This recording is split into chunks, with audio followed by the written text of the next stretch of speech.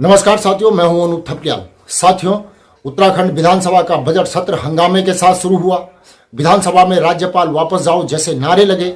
हंगामा ऐसा हुआ कि संसदीय कार्य मंत्री प्रेमचंद अग्रवाल को लगने लगा कि विधानसभा में पहाड़ की सीट से आया एक विपक्ष का विधायक शराब पीकर आया है। 11 बजे से शुरू हुई विधानसभा सत्र का पहला दिन खत्म हुआ तो नेता विपक्ष कहते सुने गए कि नेता प्रतिपक्ष की आवाज भी नहीं सुनी जा रही है।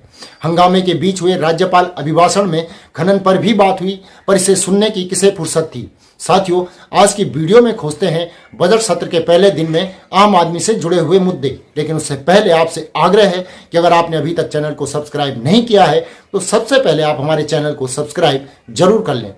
बजट सत्र विधानसभा में साल का पहला सत्र होता है। जैसे देश की संसद में इसकी शुरुआत राष्ट्रपति के अभिभाषण से होती है, वैसे ही राज्य की विधानसभा में इसकी शुरुआत राज्यपाल के अभिभाषण से होती है। राज्यपाल इसमें अपनी सरकार के काम विधानसभा में बताते हैं। जाहिर है कि उत्तराखंड विधानसभा में भी यही हुआ, लेकिन राज्यपाल अभिभाषण से ज्यादा चर्चा है मंत्री और विधायकों के बीच हुई तनातनी की। देहरादून विधानसभा के सौंदर्यीकरण और डिजिटलाइजेशन पर सरकार खुद ही अपनी पीठ ठोक रही है।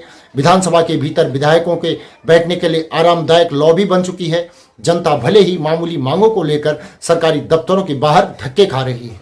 विधानसभा में राज्य आंदोलनकारियों के नाम से शौर्य दीवार बनाई गई है। भले ही बाहर उनके अरमानों और सपनों की रोज फजीहत की जा रही हो, बाहर क्या इन दीवारों के बीच ही उनके सपनों को रौंदा जा रहा है, यह भी कहा जा सकता है। राज्य पशु पक्षी और पुष्प को धरातल से बचाने में सरकार भले ही फेल हो गई हो, लेकिन इनकी तस्वीरें देहरादून विधानसभा का सौंदर्य बढ़ा रही हैं। अब इन्हीं को जीवंत मानना होगा।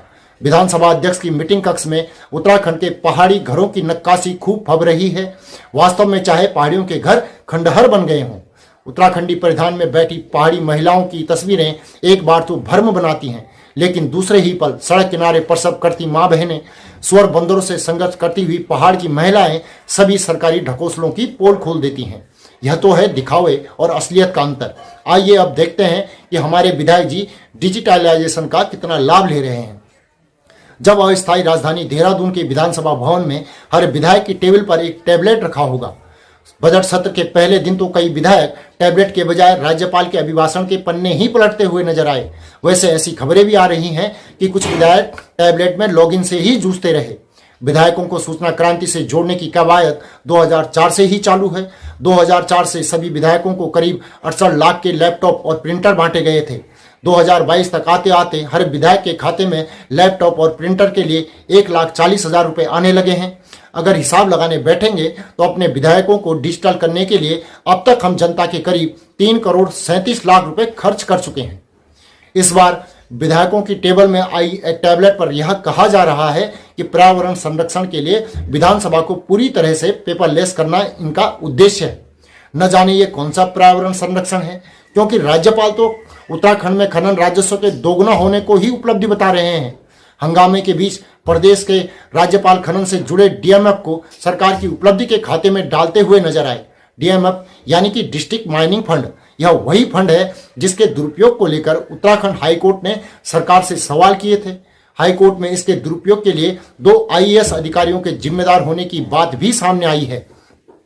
राज्यपाल अभिभाषण में यही डीएमएफ उपलब्धि बताया गया है।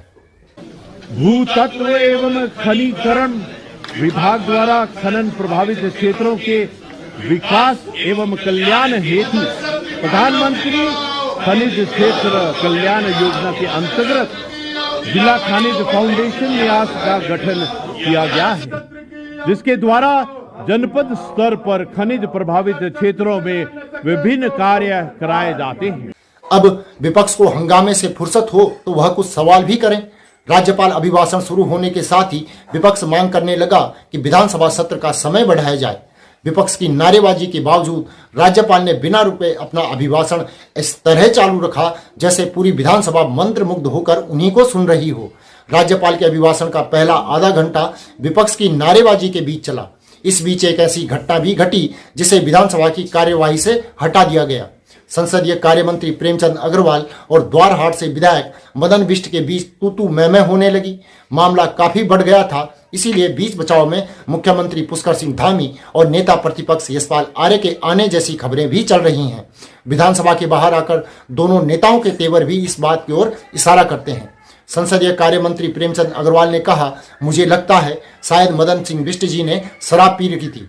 उन्होंने मुख्यमंत्री जी और सरकार के लिए असंसदीय शब्दों का प्रयोग किया। साथ ही जिस प्रकार उंगली उठाकर आंखें दिखाकर व्यवहार किया वह मुझे अच्छा नहीं लगा। फिर वे तू तड़ाक पर भी आ गए।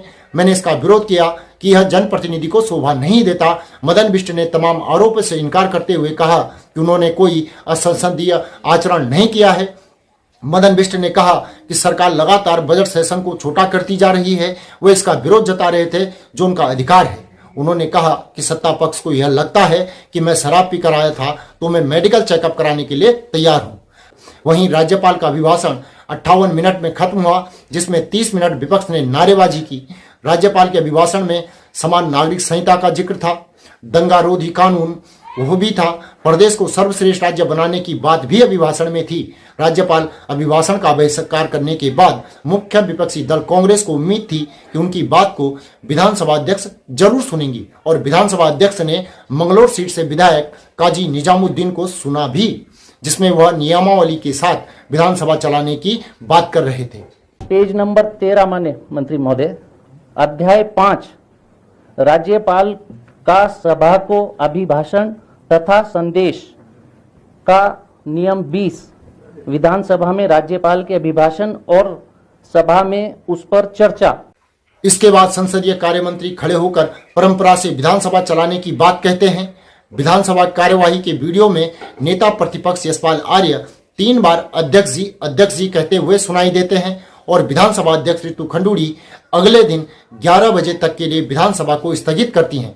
विधानसभा की कार्यवाही का यह वीडियो एक आवाज के साथ खत्म होता है। यह संभवतः नेता प्रतिपक्ष यशपाल आर्य की ही आवाज है। माननीय सदस्य इसके पक्ष माननीय अध्यक्ष जी, हाँ कहें, जो माननीय सदस्य के विरोध में हो कृपया नहीं कहें। हाँ की संख्या अधिक है, अतः प्रस्ताव स्वीकृत हुआ। माननीय अध्यक्ष जी, हम उठते हैं कल 11 बजे तक के लिए। साथियों, इस रिपोर्ट को लेकर आपकी क्या राय है कमेंट करके जरूर बताएं। साथ ही चैनल को सब्सक्राइब करें और नीचे दिए गए नंबर या फिर QR कोड के माध्यम से हमारा सहयोग भी जरूर करें। अभी के लिए इतना ही। अगली रिपोर्ट में आपसे जल्दी ही मुलाकात होगी। तब तक के लिए नमस्कार।